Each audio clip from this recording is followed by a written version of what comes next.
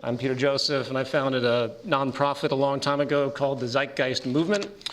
And it's an organization that still has numerous chapters, hundreds of chapters in 60 countries, and we've done about 1,000 public awareness events since its inception.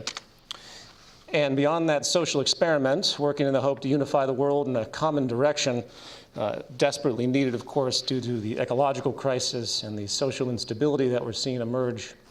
I also produce educational and socially conscious activist media, including these two books. I wish I had brought some books, actually, but I couldn't get the weight in my luggage, or I would have given you all some. This was produced, the Zeitgeist Movement Defined was the original text. It was kind of a joint effort, but mostly written by myself, produced in 2013. It's the root thesis of the Zeitgeist Movement, and it advocates in pretty extended technical detail what we do and what we promote.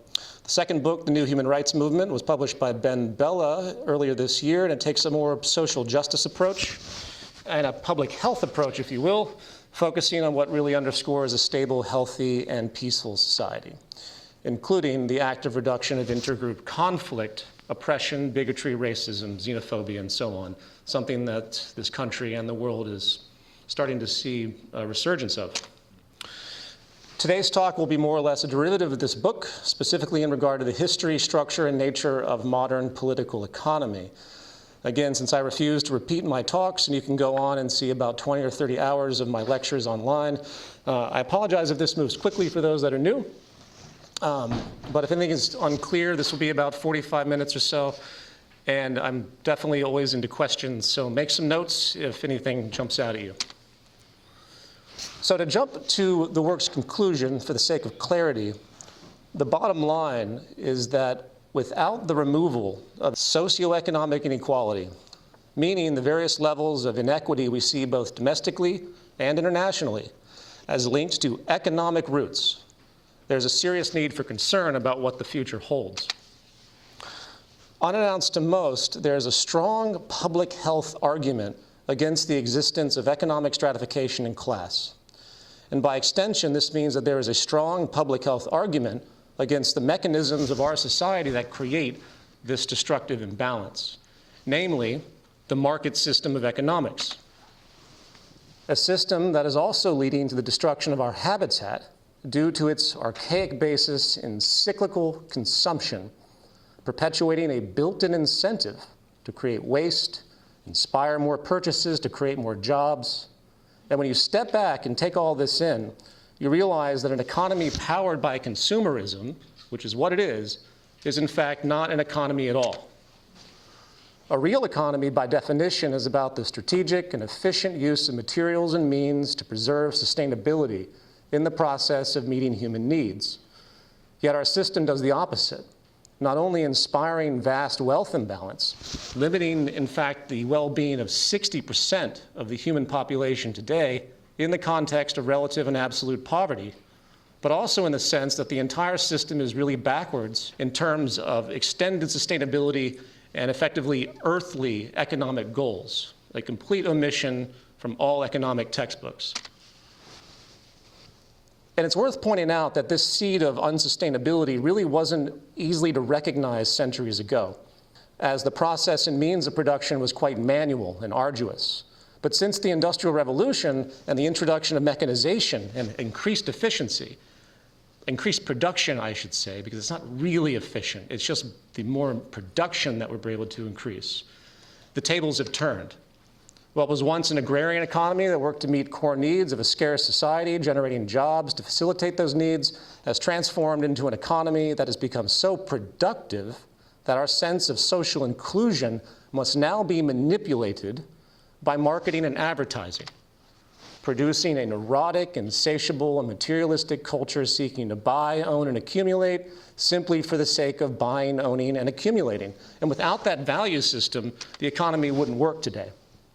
So coming back to my broad point here, the current state of evolution of the market economy not only requires an insecure, immature, and selfish population, it also requires that nothing really worked too well for too long. Planned obsolescence. For true preservation, efficiency, and sustainability is really the enemy of market economics. It's the enemy of the foundation of our society. And the result, as we see, is enormous amounts of waste, pollution, and resource overshoot. And it's interesting today with all the talk about ecological degradation, climate change, biodiversity loss, and so on. Very rarely do people speak of the most important consequence of this. We're not destroying the Earth. We're destroying our future capacity to coexist peacefully and productively as a growing species. We're setting the stage for new forms of unnecessary scarcity and limitation. And this is and will continue to translate into more extreme degrees of socioeconomic inequality, reducing public health. And this increased socioeconomic inequality, as social science has long confirmed, will fuel further social fragmentation, conflict, and disorder, both domestically and internationally. I apologize if this idea is new to some of you here, as it is something I have written and talked about a great deal in the past, linking socioeconomic inequality and economics to increased violence, heart disease, mental health disorders, child abuse, loss of lifespan, and so on. But I encourage you to look into this largely ignored public health issue, because it's the most critical one, and no one's really talking about it.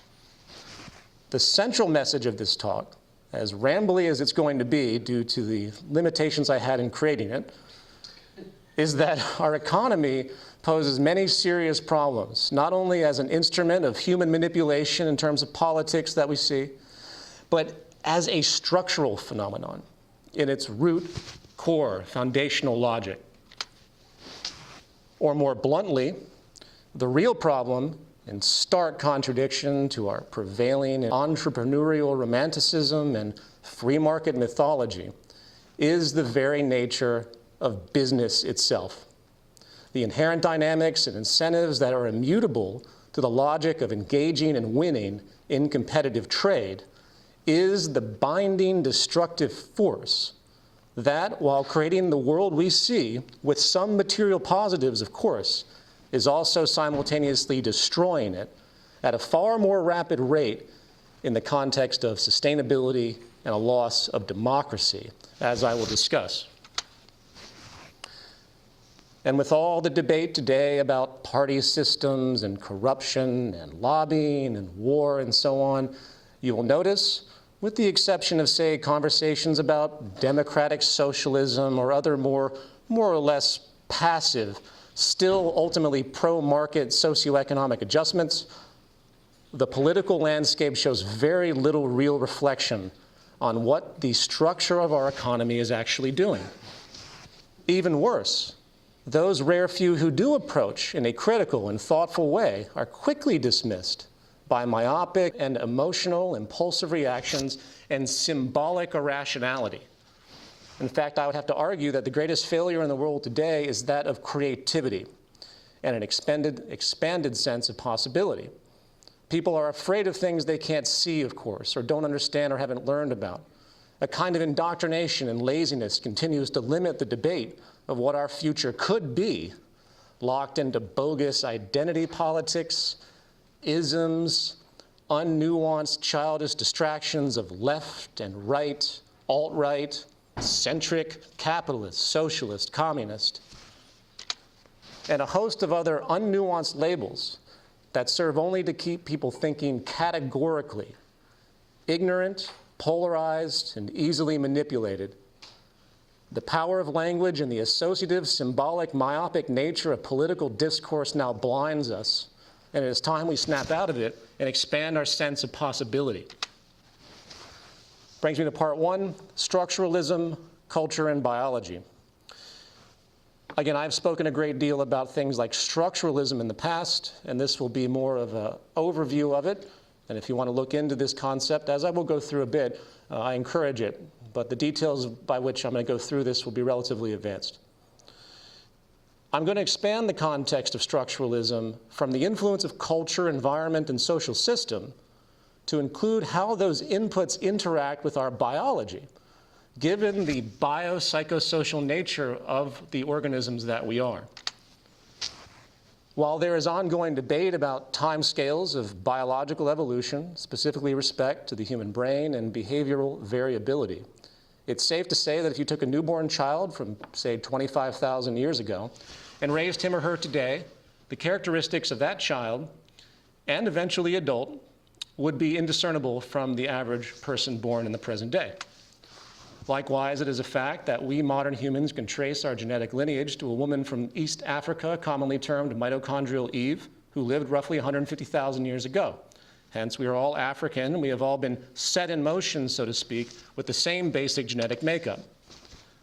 And while there have certainly been selective genetic changes in groups, such as the development of different skin colors and physical features due to exposure to different areas of the planet, the idea that any groups of humans on this planet are genetically superior or inferior, or perhaps having developed novel cultural behaviors driven by genetics, is completely unfounded. And what this means is that the vast array of human behavior we have seen historically on the cultural level, from the routine human sacrifice of the Aztecs, to the polygamy of Mormonism, to the endocannibalism of the Amazonian Yanomami tribe, to many other examples, can only be linked to the influence of environment and the social institutions and traditions of a given society and period. This is not to discount the role of biology, evolutionary psychology, or in effect what is, again, the biopsychosocial synergy of our existence. This isn't about behaviorism in lieu of, say, B.F. Skinner. The nature of our brains and our genetics have an integral role in all outcomes of behavior on some level, but they are not actively deterministic influences when it comes to the phenomenon of culture. Sorry to drill this in. Pop society loves to separate nature and nurture, or more accurately, genetics and environment. Yet biological evolution is also a kind of molding of our genetic makeup through natural selection, which basically started with a single-cell organism some 3.5 billion years ago. The complexity of your form, who you are physically, is really an environmental outcome.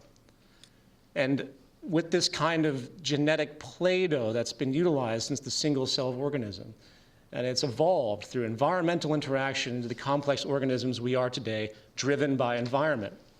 Now, the reason I bring all this up is because one outstanding myth that leads to a set of other myths we have in support of the way the world is that society reflects our immutable human nature, as if in the long term our nature can be called fixed. It's a legitimizing, establishment-preserving myth. For if society is a reflection of our immutable human nature, well, guess what? There's no reason to attempt to change society. We see this worldview throughout recorded history, to one degree or another, especially in the realm of political economy and philosophy. In fact, I am unaware of any historically recognized political or economic theorist that didn't propagate the false notion that humanity's apparent brute, selfish, and competitive nature was simply an immutable law of our existence and something to be dealt with. For example, Thomas Hobbes, considered the father of political philosophy, famously proposed that humanity's state was one of war. Therefore, he implied, in fact, that a dictatorial sovereign power and hierarchy was actually needed to oversee and control society. When Charles Darwin came along with his theory of evolution, his survival of the fittest notion was quickly bastardized, distorted to support elitism, oppression, and dominant power.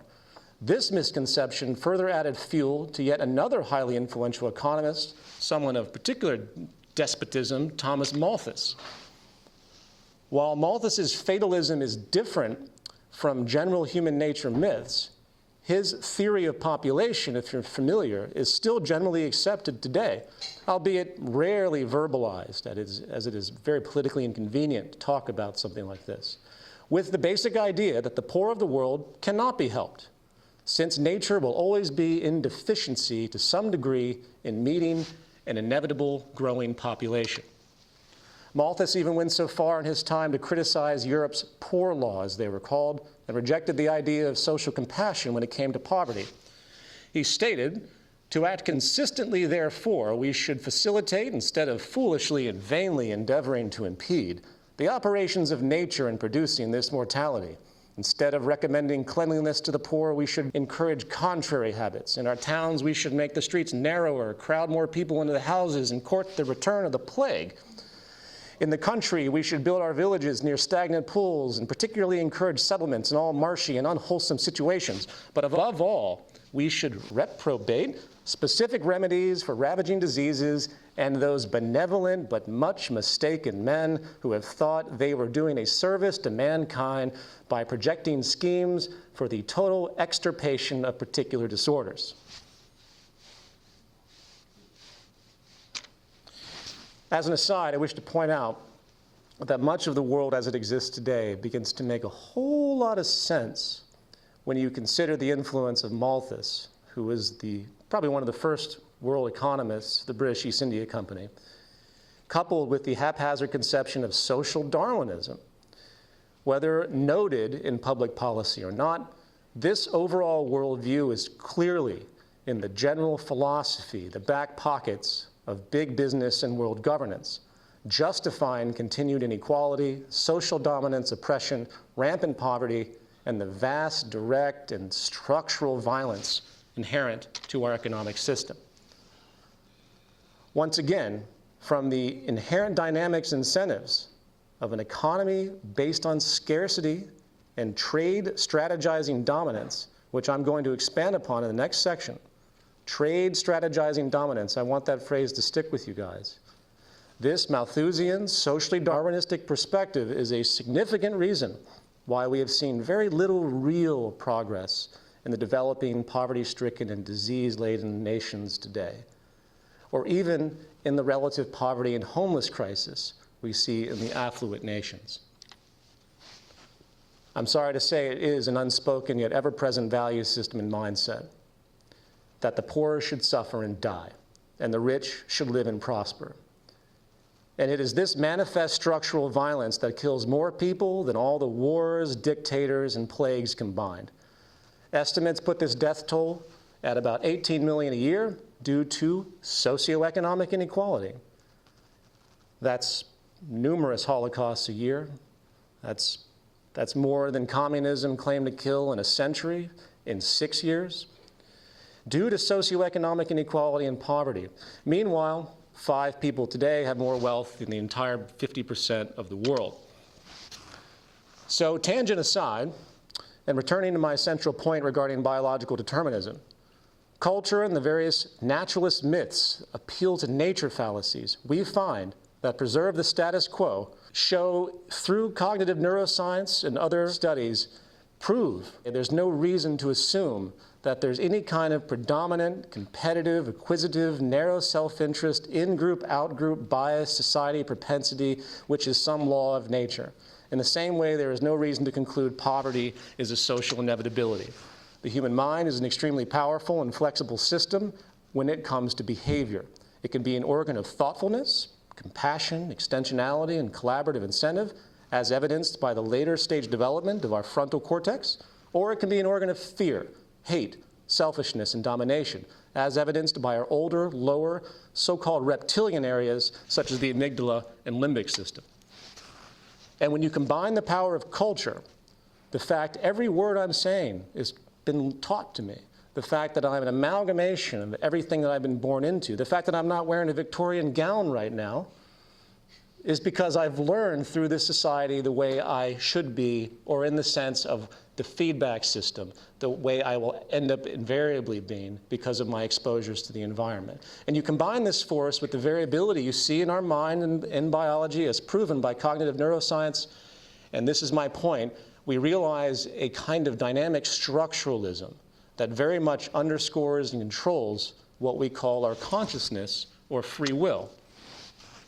And we can't expect to change our society or civilization without understanding ourselves, what influences us, and our shared biological reactions. This mythology that we are strong, individual, rational human beings walking the earth with complete conscious control is a myth, as paradoxical and complex as that is to say to yourself, because your brain is telling you something different all the time. Now, stepping back, I first heard the term structuralism used by Johan Galtung of the Gandhi Institute. As a scholar of Gandhi, he had this to say, which I think is an insightful qualification. Gandhi saw conflict in the deeper sense as something that was built into social structures, not into the persons. Colonialism was a structure, and caste was a structure. both of them filled with persons performing their duties according to their roles or statuses. The evil was in the structure, not in the person who carried out his obligations. Exploitation is violence, but it is quite clear Gandhi sees it as a structural relationship more than the intended evil inflicted upon innocent victims by evil men. It's a deeply thoughtful and compassionate and systemic type of perspective, just dramatically limited in the modern world. The profoundness of this, that we humans can become subservient to social institutions and systems, takes a while to sink in. To believe this is to admit to yourself that depending on the nuances of your biology and social condition, you can effectively be manipulated by larger order forces beyond your control. And most people's egos, once again, have a very difficult time with this idea, as it contradicts, again, everything that your experience is telling you. But the truth is, the social condition or culture you find yourself, how society is organized and incentivized, plays a profound role in your sense of identity, while pinging or exciting parts of your brain that amplify the probability of certain behaviors to occur or not. If you generate a social structure that creates a culture of insecurity and fear like we have today, you're going to excite older parts of the brain, the limbic system, that compound what are in effect primitive, old primate reactions, such as competition and violence, apathy. In contrast, if you have a structure that creates a sense of safety, fairness, justice, security, you will bypass primitive brain reactions and excite areas of the mind related to higher order intellectual functions, leading to a strong sense of trust, social capital, collaboration, empathy, and so on. In fact, this structuralist perspective forces us to rethink our ideas of morality and ethics. The conclusion is that morality and ethics can really only follow from the social or environmental condition and are, in fact, painfully subjective from the standpoint of history. And if you need evidence of that, think of the countless soldiers raised by wonderful church-going families who never had a violent bone in their bodies, who, sanctioned by their government, are incentivized by some abstract external threat and are willing to murder other human beings that they have never met in the military. Or perhaps consider the numerous studies done by people who have been tested for their sense of responsibility or lack thereof, such as the Milgram Experiment, the shock experiment I suspect some of you have heard of. They're incentivized to hurt others under the protection that it isn't really their fault because they're just following orders. Or perhaps the Rwandan genocide of 800,000 Tutsis in the 4-month period, all sanctioned by government and propagandized media, creating a vicious period of mass hypnosis, in effect, that was based on a kind of distorted class war that didn't actually even exist. So I hope my point is clear. You're not an individual in any technical sense. We are all deeply vulnerable to the social structures, dominant institutions, and culture that invariably guide our perception and accentuate and attenuate aspects of our brain chemistry. And since we can't change our brains in biology, at least in the short term, at least not now to any relevant degree, someone could debate transhumanism and things like that, this means that we're left with one real option.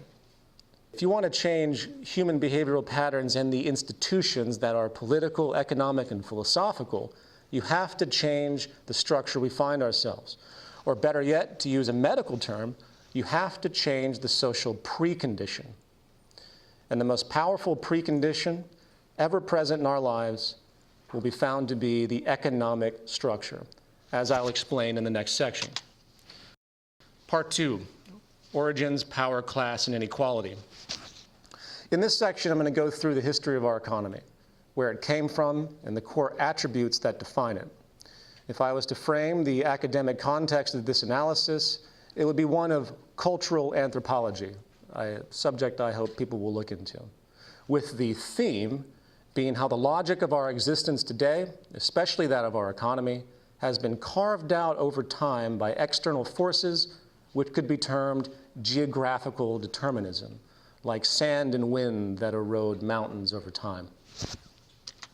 Roughly 12,000 years ago, the human species transitioned from nomadic hunter-gatherer societies, tribes foraging and hunting with no agricultural skills, to farm cultivating settled societies.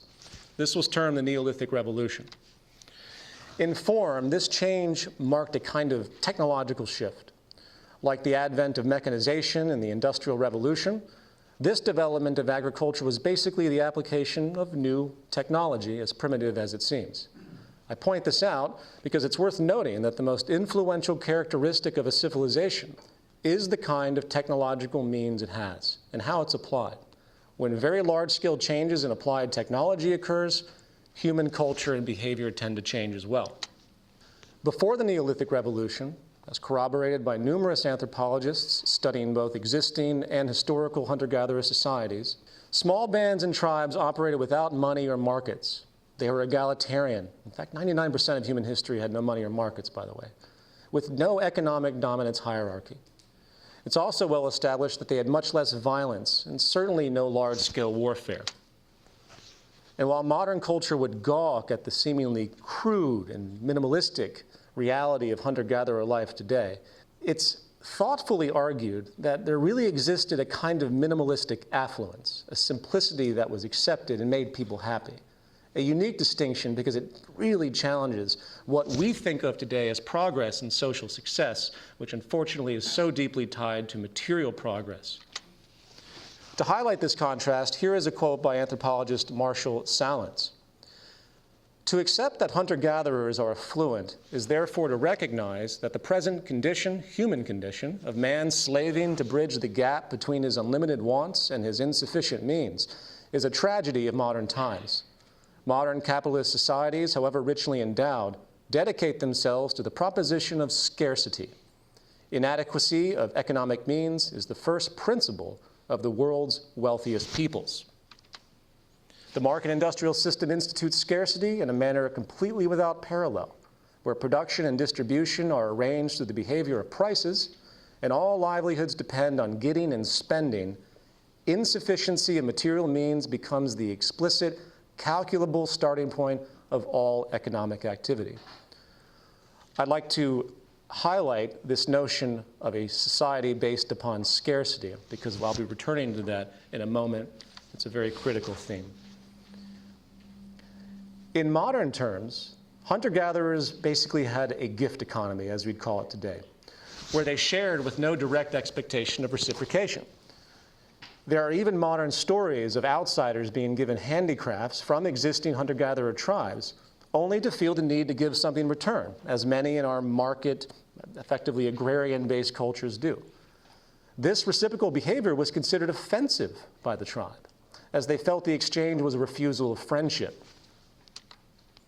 British anthropologist Tim Ingold highlights that the difference between giving and exchange has to do with a social perception based around autonomous companionship versus involuntary obligation. He states, clearly, both hunter-gatherers and agricultural cultivators depend on their environments. But whereas for cultivators, this dependency is framed within a structure of reciprocal obligation, for hunter-gatherers, it rests on the recognition of personal autonomy. The contrast is between relationships based on trust and those based on domination. I'm going to read that final part again. The contrast is between relationships based on trust and those based on domination. This is a subtle but powerful distinction. Cultivator society, which almost always is a market society, generates a social perception not based upon mutual concern, but rather trade strategizing dominance, gaming for survival. So in short, the Neolithic Revolution set in motion the core framework of the modern world: settlement, property, protection, labor specialization, trade, governance, capacities for war, and so on. Each one of these characteristics was born out of the natural logic based upon the new settled and producing paradigm, hence the geographical determinism translating survival requisites into eventual tradition. We also get the formation of a culture that learns to perceive life through this scarcity and protectionist worldview. And given disproportionate labor skills, means, and the unequal benefits of certain geographical features, capital, the outcomes of inequality, competition, and mass conflict were simply inevitable as this evolution continued. In turn, ever-hardening values around competitive self-interest manifest, with these psychological gravitations extending into sociological ones, forming social structures, institutions, and customs derived from the scarcity, competitive, and protectionist worldview once again. Again, all this was set in motion by the geographical determinism of the Neolithic Revolution. Now, some may ask, why couldn't it have gone another way? In this book, Man's Rise to Civilization by Peter Farb, he describes numerous cultures that were, in fact, agrarian, that lived very, very differently and very egalitarianly. So why couldn't it have gone another way on a large scale? If people realize they have disproportionate skills in different regions of different qualities, why didn't just a larger, more communal, connected society form based upon the original hunter-gatherer value system and principles? Because hunter-gatherers didn't just have a natural sense of egalitarianism per se, they actually actively preserved their egalitarianism. It was called reverse dominance hierarchy by some theories, and they worked against anyone that did rise up and start to pollute the community with overt self-interest. It was an active recognition in hunter-gatherer society. Well, as I said, historically it did go the other way in rare cases. We have knowledge of agrarian First Nations people and indigenous populations that, due to the small size of community and the benefits of their region, effectively surplus, they did not fully succumb to this overt competitive scarcity-based dominance outcome. But those are exceptions to the rule. And the very fact that most of those cultures are now extinct today shows the power of the underlying framework of the survival mechanisms set in motion. In the words of neuroscientist Robert Sapolsky, hunter-gatherers had thousands of wild sources of food to subsist on. Agriculture changed all that, generating an overwhelming reliance on a few dozen food sources. Agriculture allowed for the stockpiling of surplus resources, and thus inevitably the unequal stockpiling of them, stratification of society, and the invention of classes. Thus, it has allowed for the invention of poverty. So to summarize for clarity, since the Neolithic Revolution, we've had a process of economically driven cultural adaptation built around the survival requisites of the relatively new, settled agrarian paradigm. The evolution of post-Neolithic culture was self-guided by systemic environmental pressures and survival inferences, geographical determinism, common to the natural dynamics of the new mode of production. This gave birth to dominance-oriented incentives, values and protections, evolving patterns of conflict, hierarchy, elitism, and disproportional allocation of physical and social resources. To translate in terms of modern political economy as we know it, you thus have the basis of property, ownership, capital, means of production, labor specialization, jobs, regulation, government, and protection, law, police, military. In other words, you have grounds for what is now the ultimate mechanism of survival, the market system of economics, to which all of these aspects are actually intrinsic and immutable, despite the utopian ideals and abstractions of libertarians and those effectively basking in the sociopathic free market delusions of Ayn Rand. Pick up any introductory textbook on market theory and you'll notice the rationale of the market's very existence starts with one fundamental premise. Resources and means are scarce. There's no qualification other than that. Doesn't matter if you're a billionaire, these people still have the mindset of operating as though they're poor, at least in terms of how they work and engage trade with others. Very little compassion is shown in the act of competitive trade from billionaires. In fact, as social studies have shown, psychological studies have shown, it actually gets worse the more money they get. And from this premise, resources and means are scarce. The architecture of not only the economy, but of society itself has been derived. I call it the root socioeconomic orientation of our world. Root socioeconomic orientation. It justifies brute competition, narrow self-interest, elitist hierarchy, inequality, and oppression.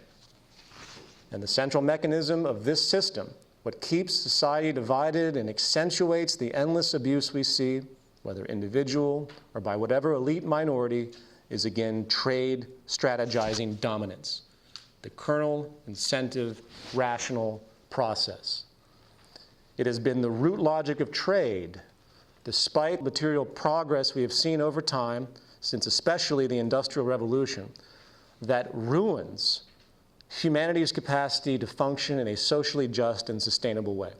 This gaming mentality, which is also a core prerequisite for racism, bigotry, and xenophobia, rooted deep in the cultural norm that we live in, this dysfunctional, scarce idea where any surplus that happens, any abundance, can only appear to be transient. You can't rationalize a world where there's actually enough to go around, even if it was mathematically possible, which it actually is. And again, if you dig deep into the worldview of some of the most dominant and revered Western political and economic philosophers, from Adam Smith to John Locke, to again Malthus to John Stuart Mill, and many others, you find little deviation of this social preconception. One that says it is natural for us to fight, because that's just the way it is. In the words of John McMurtry, this tendency prevails from the Continental Rationalists on. Leibniz, Spinoza, Descartes, Berkeley, Kant, Hegel, for example, more or less entirely presuppose the social regime of their day and its constituent forms as in some way the expression of the divine mind, which they see it as their rational duty only to accept or to justify. It's the climate of opinion. Part 3, the state, democracy, and fascism. So, if global society as we know it has undergone a systemic unfolding from the Neolithic Revolution, what can we learn about the nature of government within this unfolding and climate? Well, first, we see that government actually proceeds from the economic premise of a society and not the other way around. It is the preordained economic mode of society that decides what government is, what it does, and where its loyalties reside. If you examine historical variations of social systems, historical capitalism, communism, socialism, feudalism, mercantilism, and so on, and you'll notice I said historical and not theoretical, you realize that the governing architecture of those systems serve to protect and perpetuate the prevailing economic and class structures that ultimately define them. Feudalism, for example, was a structure based upon land ownership, the means of production, labor, and class interdependence, going from the peasant up to the king. Capitalism, in contrast, is based upon dynamics of private property, buying and selling and ownership, and the mechanism of ownership and wealth translating into power and control. Here's a quote by Australian economist John C. Wood, who is a scholar of a sociologist that I often recommend named Thorstein Veblen.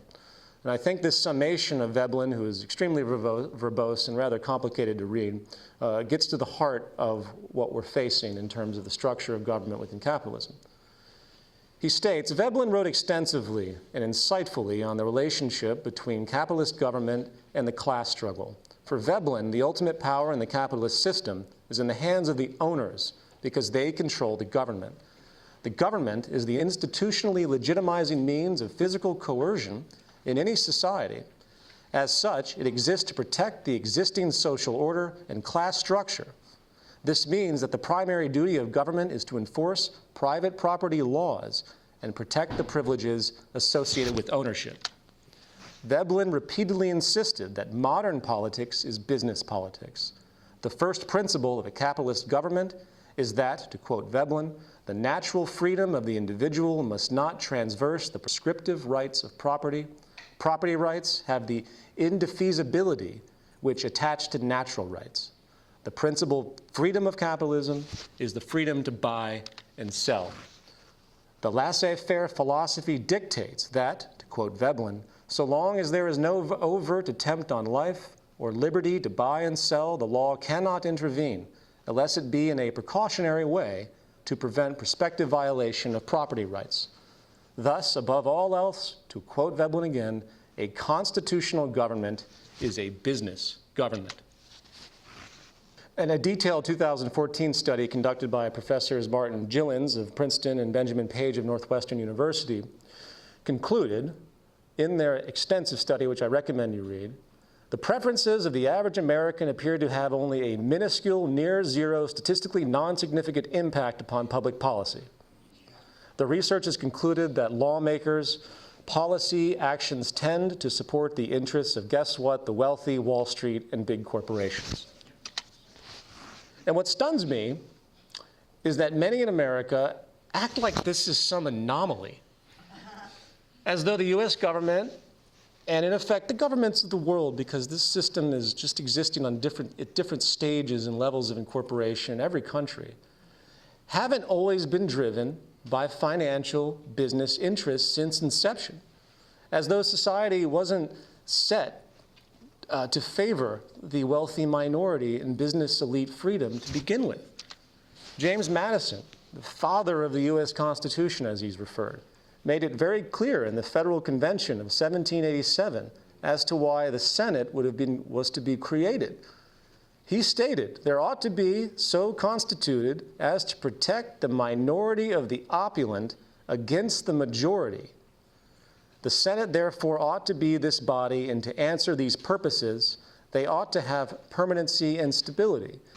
Madison had a unique perspective on what he considered majority and minority interests. And if you read his work in the Federalist Papers, it's very unique to see how the language is used, because ultimately there is a fundamental elitism, which is often interpreted as against special interest minorities, but actually goes the other way. And I hope people understand that when you really look at the foundation of America with all of its pluses, it really had no interest in the resolution of class differences, and ensured, as it remains today, that disproportionate support and power is given to the opulent, rich minority.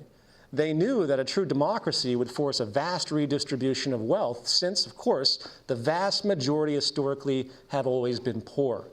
In fact, it should be a fairly obvious feature of all national governments that this kind of protection of the rich is structurally secured through government policy. And if there is any catchphrase that I am so tired of hearing, it's this thing that people say about getting money out of politics. What?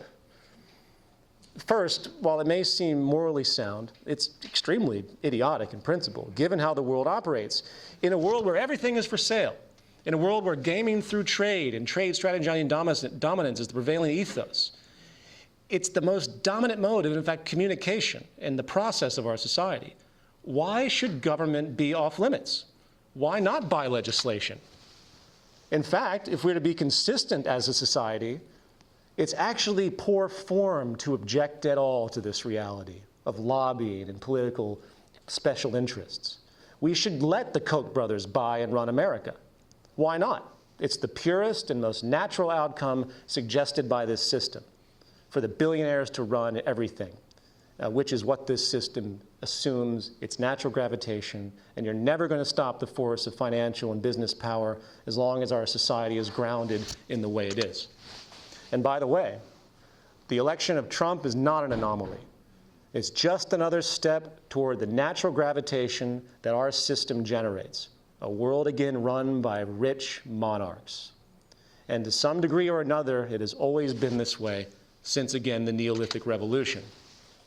So needless to say, when it comes to the true nature of our system, the very idea of any kind of effective democracy becomes increasingly illusory. The system simply isn't designed to cater to the well-being and democratic control of the general majority. Rather, it is designed to facilitate the affairs of business, and most of all, the protection of big business, which are naturally the dominant interests in the revolving door of government. Put another way, the system is fundamentally fascist. This is a book by Robert Brady called Business as a System of Power. It was written in 1943 in the heat of the Second World War. It is a comparative study of a number of nations, including fascist Germany, Japan, Italy, and others. And it links the root structure and incentive of businesses, by the way, which loved the fascist institutions of this time, to the rise of fascist controls historically, specifically in that period, which was very unique in terms of history.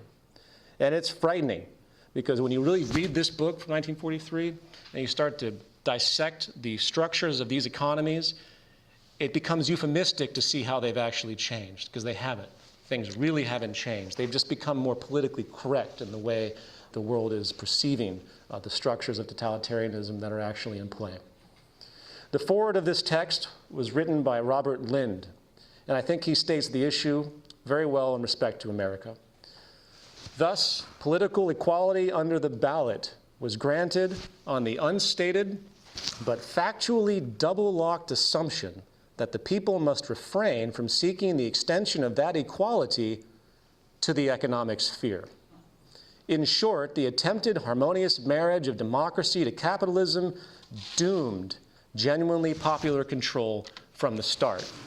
And all down through our national life, the continuance of the Union has depended upon the unstated condition that the dominant member, capital, continue to provide returns to all elements in democratic society sufficient to disguise the underlying conflict in interests.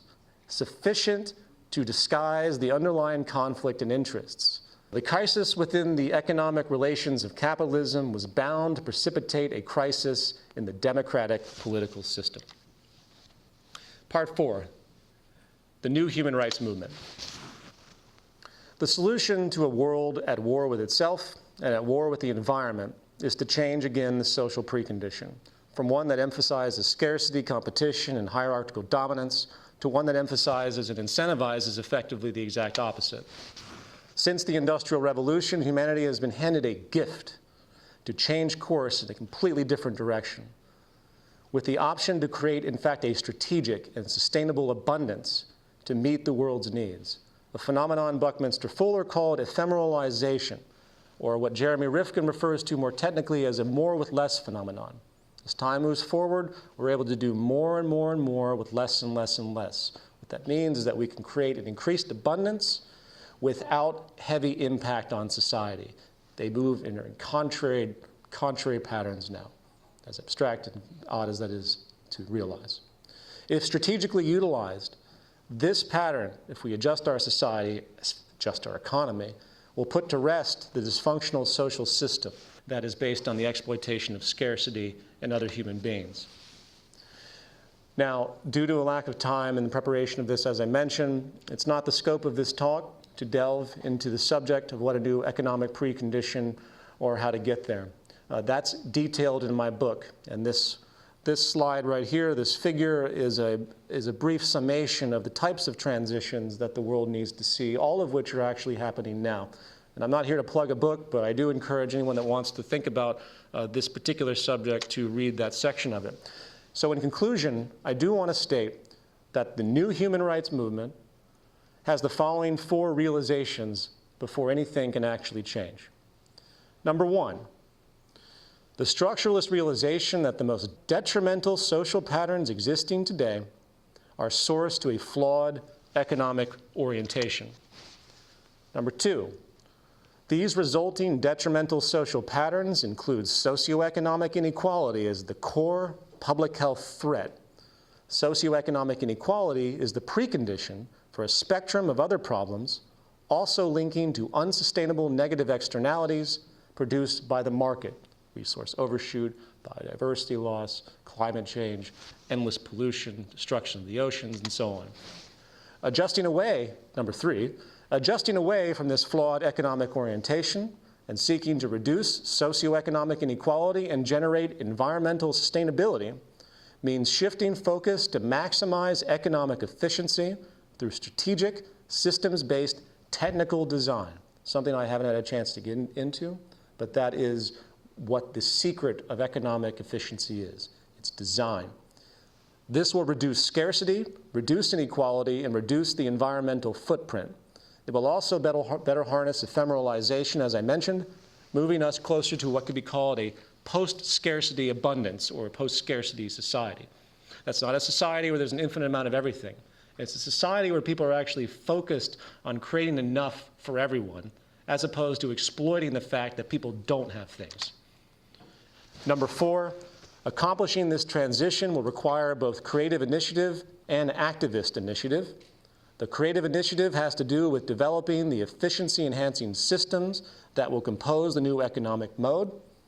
The activist initiative has to do with strategic pressure and demands placed upon the existing power structure, effectively coercing change from the bottom up, because none of this is going to come naturally. It is antithetical to the culture that's been created in the dominant class.